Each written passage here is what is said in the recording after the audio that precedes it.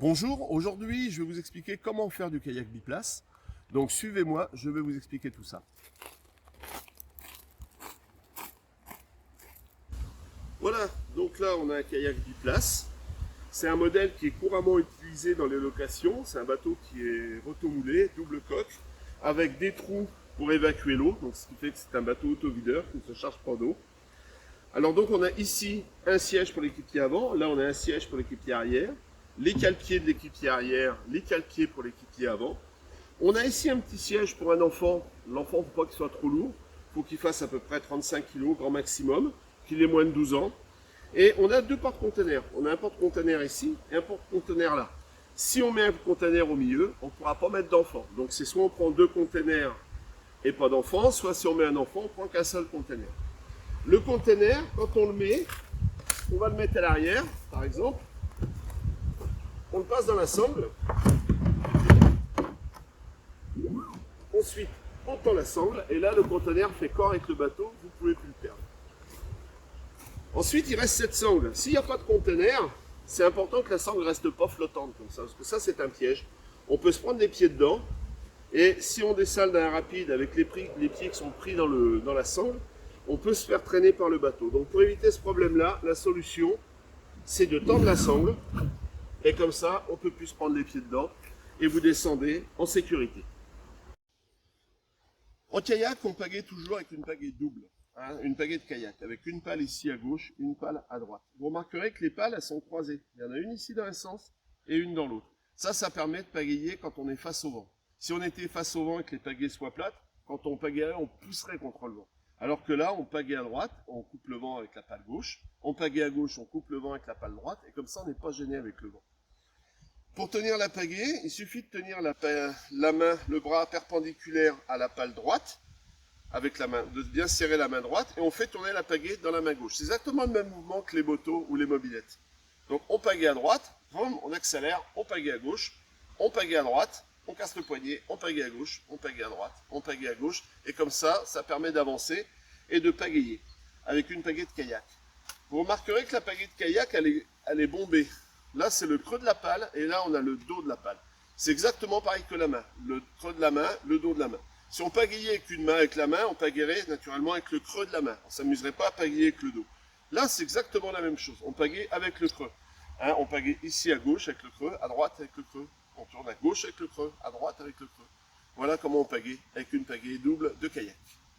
Donc là, je suis assis à l'arrière du kayak biplace, les pieds dans les cale-pieds.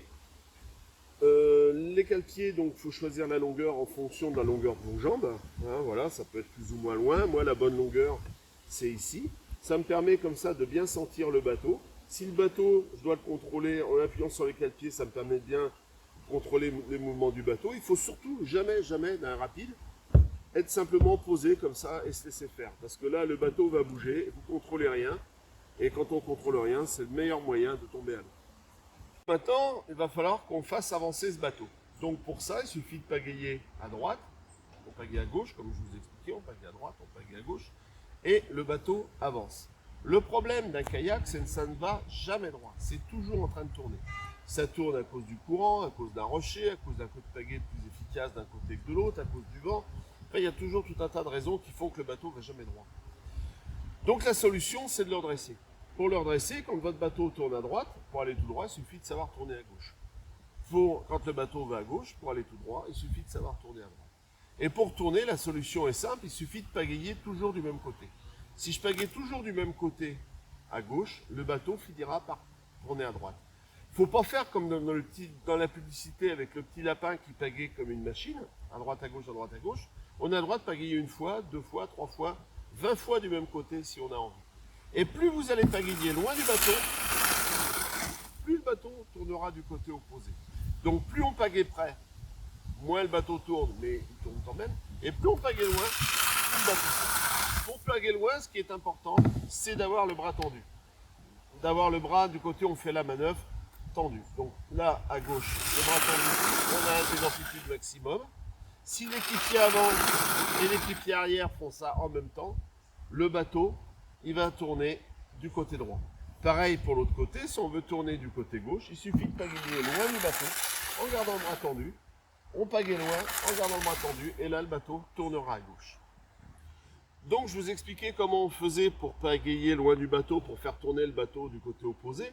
Mais ce qu'il faut bien comprendre, c'est que c'est un kayak biplace, c'est un bateau à deux places, deux personnes. Et le problème du kayak biplace, c'est justement qu'on est deux. Et on est deux à manœuvrer le bateau. Il ne faut pas raisonner comme un conducteur de voiture avec un chauffeur et un passager. Les deux conduisent le bateau. S'il y en a un qui veut aller vers l'arbre qui est à droite et si l'autre veut aller vers le rocher qui est à gauche, le bateau ira nulle part. Il faut se mettre d'accord, vouloir aller tous les deux vers le rocher ou tous les deux vers l'arbre et surtout parler. Il faut, quand on fait la manœuvre, quand on pagaie loin du bateau, que l'avant et l'arrière le fassent. Si l'arrière fait tout ce qu'il peut pour aller à droite et que l'avant fait tout ce qu'il peut pour aller à gauche, vous êtes sûr que le bateau ira quelque part, mais il ira ni où veut l'équipier avant, ni où veut l'équipier arrière. Alors il existe une deuxième manœuvre qui est très facile à faire, et celle-là elle est utilisée uniquement par l'équipier arrière. On peut se servir de sa pagaie comme d'un gouvernail. Sur un bateau à voile ou sur un bateau à moteur, quand on a de la vitesse, il suffit de faire tourner le gouvernail pour que le bateau puisse se diriger. Là, c'est exactement la même chose. Si on a de la vitesse et qu'on laisse traîner le gouvernail à gauche, si on laisse traîner sa pagaie comme un gouvernail à gauche, le bateau va tourner à gauche. Pour ça, il suffit d'avoir un angle entre la pagaie et le bateau. Il ne faut pas que la pagaie soit dans l'axe du bateau, il faut que la pagaie soit légèrement en travers. Donc pour avoir de la vitesse, l'équipier avant fera des grands cercles loin du bateau à droite, l'équipier arrière laisse traîner la pagaie à gauche et le bateau tournera à gauche où la pagaie est enfoncée dans l'eau. Pareil pour tourner de l'autre côté, il suffit de faire le gouvernail à droite, d'avoir de la vitesse, l'équipier avant fait des grands cercles à gauche et le bateau tournera à droite. Si votre bateau ne tourne pas assez vite, s'il y a un rocher qui arrive, si vous devez manœuvrer très très vite, il y a une solution, c'est un petit peu de faire un gouvernail comme ça, un peu dynamique, en écartant la pagaie du bateau. Si on écarte la pagaie du bateau, le bateau tournera de façon beaucoup plus rapide du côté où vous avez la pagaie. Ça, c'est une manœuvre qui permet de tourner rapidement. Le problème, c'est que ça freine le bateau. Donc, c'est vraiment, il faut choisir entre la vitesse et la direction. Alors beaucoup me demandent comment on fait pour s'arrêter. Pour s'arrêter, c'est pas compliqué, il suffit de pagayer en arrière. Là, on pagaie en arrière à gauche, on pagaie à droite, on pagaie en arrière à gauche, on pagaie en arrière à droite. Là, le bateau va s'immobiliser et même va reculer. Si l'avant et l'arrière le font en même temps, c'est une manœuvre qui est très très efficace. Cette manœuvre vous permet de ralentir le bateau, de vous dégager si par exemple vous voyez devant qu'il y a d'autres bateaux qui sont en difficulté, pas de lui rentrer dedans, bref, de ne pas avoir deux bateaux qui s'empilent les uns sur les autres. C'est une manœuvre un petit peu de sécurité ou une manœuvre pour vous dégager d'une situation qui peut être un peu délicate. Donc ça c'est très simple, on pagaie en arrière. Et encore une fois, les deux pagaient en arrière. Voilà, donc on a vu les manœuvres de base en kayak. Donc pour résumer, elles sont très simples. Si on pagaie le long du bateau, le bateau avance en tournant très très peu. Plus on pagaie loin du bateau, plus le bateau va tourner du côté opposé. Donc là, je pagaie loin du bateau à gauche, le bateau va tourner à droite.